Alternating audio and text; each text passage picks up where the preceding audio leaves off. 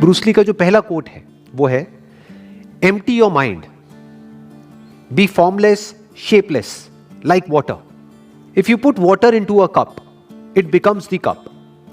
You put water into a bottle and it becomes the bottle. You put it in a teapot, it becomes the teapot. Now water can flow or it can crash. Be water, my friend. हम जब भी कुछ भी करने जाते हैं तो पहले से ही जो हम करने वाले हैं उससे रिलेटेड हमारे माइंड में बहुत कुछ भरा होता है. फॉर एग्जाम्पल, अगर ब्रूस ली के ही स्टैंड पॉइंट से समझा जाए कि किस कॉन्टेक्स्ट से बोल रहे हैं, तो आपका जो ओपोनेंट है, वो जो सामने वाला है, उसके बारे में आपके माइंड में पहले से कुछ भी नहीं होना चाहिए. पहले से प्री कंसीव नोशंस नहीं होने चाहिए, क्योंकि हो सकता है पहले से जो आप सोच करके जा रहे हो वो बंदा अपना स्टाइल ही चेंज कर दे. वो पिछले कई सालों से मान लो एक तरीके से लड़ रहा था, तो उसी के बेस पर तो आप अपने माइंड में ये बिठा सकते हो कि मेरी क्या स्ट्रैटेजी होनी चाहिए इससे लड़ने के लिए. अब हो सकता है वो एक नई स्ट्रैटेजी बना करके आपके पास आ रहा है और आपको पता ही नहीं है. तो अगर आप पहले से ही अपने माइंड में ये बिठा करके जाओगे उससे लड़ने के लिए कि मुझे इस तरह से इससे लड़ना है, या फिर ये करेगा फिर मुझे ये करना है, तो आप हार जाओगे. तो वो क्या कह रहे हैं, एम्प्टी योर माइंड. मतलब जो भी वो करने वाला है उसके लिए तैयार रहो. Never have pre conceive notions in your mind about life. अगर वहां पे देखा जाए ब्रूस ली के कॉन्टेक्स्ट में, तो ओपोनेंट है सामने कोई. अगर हम अपने आप से रिलेट करें तो हमारी लाइफ में क्या होता है, इस ओपोनेंट को हम क्या बोल सकते हैं, लाइफ में जो प्रॉब्लम्स आ रही हैं, जो चैलेंजेस आ रहे हैं, जो भी मुश्किलें आ रही हैं, तो उनको अपने पास्ट के नजरिए से मत देखो, नहीं तो आप फंस जाओगे. क्योंकि हो सकता है अब जो चैलेंज आया आपको आज, वो नया चैलेंज है. और हो सकता है क्या, हमेशा लाइफ नए चैलेंजेस आपके सामने लेकर के आती है, जो आज से पहले कभी नहीं हुआ है. ऐसी ऐसी चीजें हो जाती हैं जो हमने सोचा भी नहीं होता है, ऐसी ऐसी चीजें हो जाती हैं. तो अगर उन प्रॉब्लम्स के हमको सॉल्यूशंस निकालने हैं तो हमारा माइंड पूरी तरह से खाली होना चाहिए उस प्रॉब्लम से रिलेटेड. जो भी कुछ हमारे माइंड में पहले से भरा पड़ा है उससे. प्रॉब्लम को कैसे देखना है, ये लाइफ में जो भी आप आज जिस भी सिचुएशन में हो और फंसे हुए हो. बहुत बार लाइफ में ऐसा होता है कि हम फंस जाते हैं, बट प्रॉब्लम क्या होती है, हम सॉल्यूशन निकाल रहे होते हैं अपनी मेमोरी के बेस पर, और हम और फंसते चले जाते हैं. क्योंकि जो हमने पास्ट में किया उसी वजह से तो हम इस सिचुएशन में फंसे हैं. सोचो, हम अपनी थिंकिंग की वजह से ही तो फंसते हैं लाइफ में जाकर के एक ना एक पॉइंट पे. किसी बंदे की थिंकिंग ठीक नहीं थी, इस वजह से वो जो काम कर रहा है, मान लो कोई बिजनेस कर रहा है और उसमें सक्सेसफुल नहीं हो पा रहा है, बट वो अपनी उसी थिंकिंग के बेस पे उसका सोल्यूशन निकालना चाहता है. कभी नहीं निकाल सकता, इम्पॉसिबल.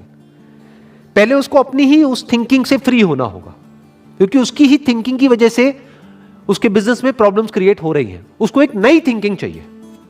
अब नई थिंकिंग मतलब क्या, कि कुछ भी नया सोचने लग जाओ, नहीं. जो प्रॉब्लम आ रही है उस प्रॉब्लम को एज इट इज देखना है, उस प्रॉब्लम के साथ में एक हो जाना है. जैसे पानी जिस रंग में डालते हैं उसी रंग में एक हो जाता है. पानी को जिस कप में हम डालते हैं वही फॉर्म ले लेता है. यही बात यहां पे कही जा रही है. यानी कि आप एक हो जाओ लाइफ में जो भी आपको प्रॉब्लम आ रही है उसके साथ में. तो जब आप पूरी तरह से प्रॉब्लम के साथ में जुड़ जाते हो, आपका ध्यान, आप मतलब क्या, आपका ध्यान प्रॉब्लम के साथ में पूरी तरह से एक हो जाता है, तब उसी प्रॉब्लम में आपको सॉल्यूशन नजर आ जाता है. पानी की क्या खास बात होती है कि सामने जो भी सिचुएशन होती है उसके हिसाब से एक्ट करता है. अगर रास्ता नहीं है तो रास्ता बना लेता है. रास्ता छोटा है तो पानी छोटे से छोटा हो जाता है. अगर मान लो रुकावट बड़ी है तो पानी फुल फोर्स के साथ आता है और किसी भी तरीके से उसको तोड़ता हुआ आगे निकल जाता है.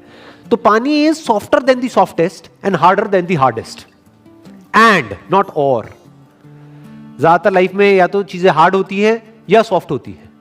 पानी की क्वालिटी क्या है, it is lighter than the lightest, softer then the softest and harder than the hardest.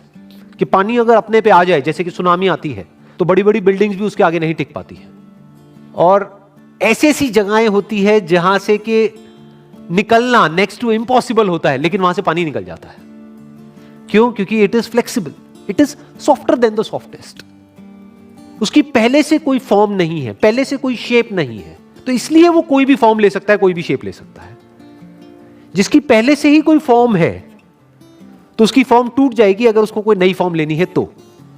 अगर मैं इसका एक प्रैक्टिकल एग्जांपल दूं, दो रिलीजन्स हैं और उन दो रिलीजन्स की दो अलग अलग बुक्स हैं, और दोनों में कुछ बातें सही हैं, कुछ बातें गलत हैं। अगर आपको दूसरे की बुक में से जो बातें सही है उसको सीखना है, उसको समझना है, तो पहले आपको न्यूट्रल होना पड़ेगा, पानी के जैसा होना पड़ेगा। जो दोनों रिलीजन्स में से एक रिलीजन को ही पकड़ करके बैठा होगा स्ट्रांगली, तो वो अपने ही रिलीजन्स की कमियां नहीं देख पाएगा, उस बुक में जो गलत है वो नहीं देख पाएगा, और उधर जो सही है वो नहीं देख पाएगा। बट अगर कोई पानी के जैसा है, यानी वो किसी एक को नहीं पकड़ रहा है, उसकी कोई फॉर्म नहीं है, तो अब वो कोई भी बुक पढ़ सकता है किसी भी रिलीजन की, और उसमें से जो सही है उसको निकाल सकता है और अपनी लाइफ में उतार सकता है और अपनी लाइफ में चेंजेस लेकर के आ सकता है। तो ये बात यहां पर कही जा रही है कि लाइफ में अगर आप एक्चुअल में ग्रो करना चाहते हो या फिर अनस्टॉपेबल होना चाहते हो in the real sense, not theoretically but actually, तो उसका सिर्फ एक तरीका है, you need to be like water.